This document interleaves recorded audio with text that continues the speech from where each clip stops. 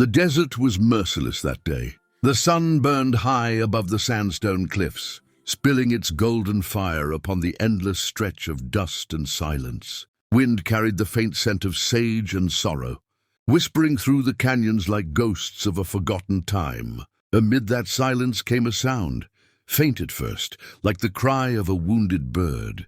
Then it grew louder, raw, desperate. It was the voice of a child. A small Apache girl stumbled barefoot through the hot sand, her skin flushed from the sun, her small hands clutching a weathered rag doll. Tears streamed down her cheeks, leaving trails of dust behind. "Please," she cried into the vast emptiness. "Someone, please help my mommy."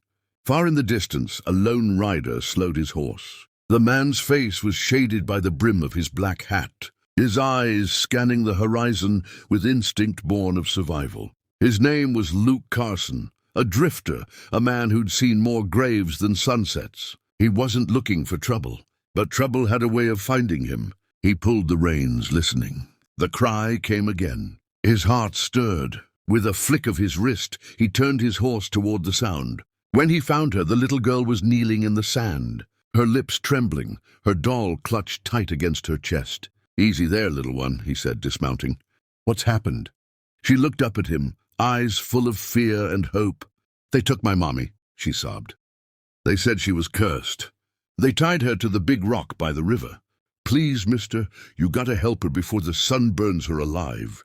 Luke felt something twist inside him, an old ache he thought he'd buried long ago. "Show me," he said simply. The girl grabbed his hand without hesitation, and together they hurried across the scorching desert. The river shimmered in the distance like a mirage, its surface glowing under the heat. As they neared, Luke saw her, a woman bound tightly to a massive stone, her long black hair tangled with sweat and sand. Her dress of soft buckskin clung to her skin, and her wrists were raw where the ropes bit into them.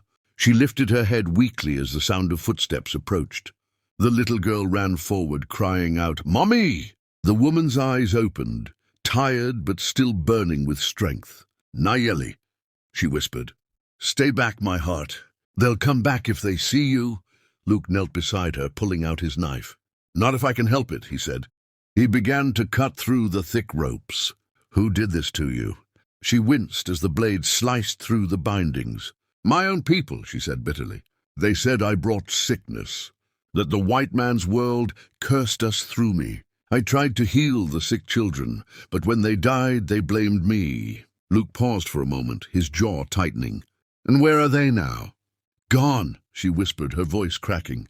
"Gone to the hills to cleanse themselves in the river of spirits. They left me to die under the sun." He worked faster, his knife glinting in the light.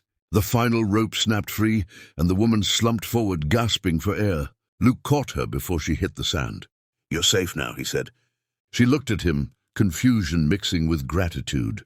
"Why?" she asked.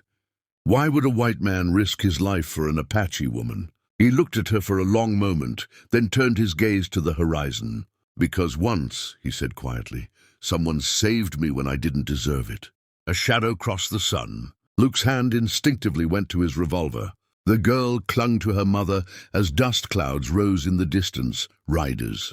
A group of armed men, their faces painted and spears glinting, rode fast toward the river. Nayeli's mother, Ayana, grabbed Luke's arm. "You have to go. They'll kill you!" Luke shook his head. "Not while you and the little one are still breathing."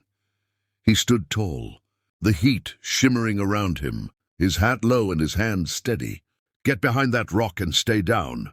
The riders approached fast, their cries echoing like thunder. Luke's heart pounded, but his mind was calm. He'd faced death before. This was nothing new. The first arrow struck the sand beside him. He drew his revolver and fired once, the sound cracking through the air. One rider fell. The others pulled their horses to a stop, dust swirling around them. An elder dismounted, his face hard as stone. "That woman is cursed," he said in Apache, glaring at Ayana. "The sun must cleanse her sin." Luke understood enough to know the meaning. He lowered his gun but didn't move aside. "The sun's done enough burning for today," he said firmly. "If she's cursed, then let God judge her. But no man leaves another to die like this." The elder stared at him, measuring his resolve. Finally, he signaled to his men. "Go," he said. "Let the spirits decide her fate." The riders turned and galloped away, their figures fading into the desert light. Ayana wept silently as Luke helped her to her feet. The girl hugged her tightly, whispering words of love between sobs. The cowboy stood quietly, wiping the sweat from his brow. "You're free now," he said softly. "But freedom's a hard road out here. You'll need rest, food, and a safe place." Ayana looked at him, her dark eyes shining with something deeper than gratitude. "Who are you, stranger?" she asked. He tipped his hat. "Just a man trying to make things right." As the sun dipped low, painting the sky in hues of fire and blood, the three of them walked toward the horizon. The cowboy, the mother, and the child, bound together by fate and mercy.